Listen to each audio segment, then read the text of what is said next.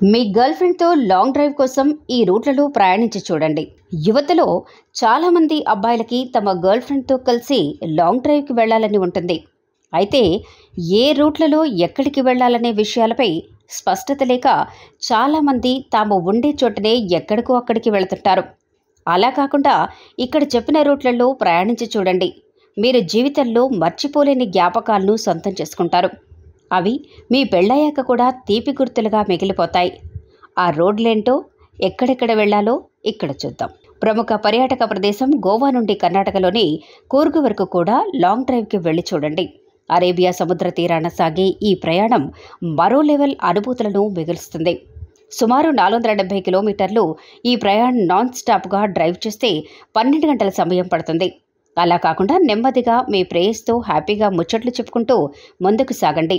మార్గ మధ్యలో గోకర్ణ, ఉడిపి, మంగళూరు వంటి పర్యాటక ప్రదేశాలను కూడా కవర్ చేసుకుంటే 4-5 రోజులు సరదాగా ట్రిప్ ప్లాన్ చేసుకోవచ్చు.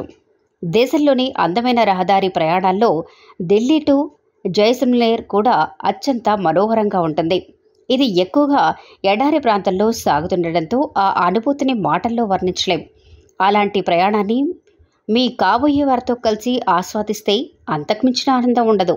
మొత్తం 780 కిలోమీటర్లు ఈ ప్రయాణం సుమారు 15 గంటల పాటు సాగుతుంది.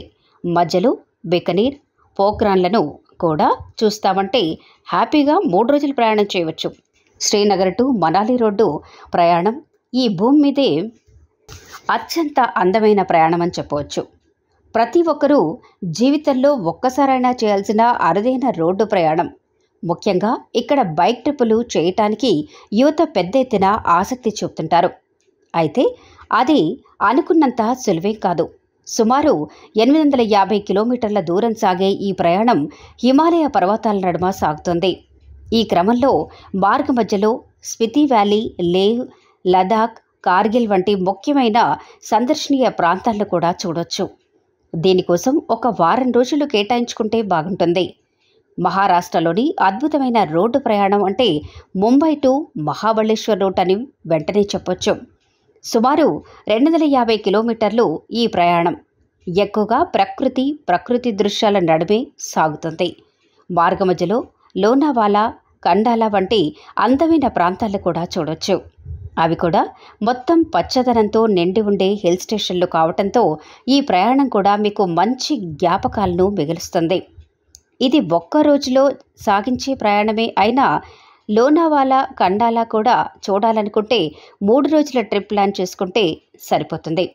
అస్సాంలోని గౌహతి నుండి అరుణాచల్ ప్రదేశ్లోని తవాంగ్ వరకు కారులో లేదా బైక్పై వెళ్ళి చూడండి. ఇదో గొప్ప ప్రయాణంగా మిగులుతుండటంతో సందేహం లేదు.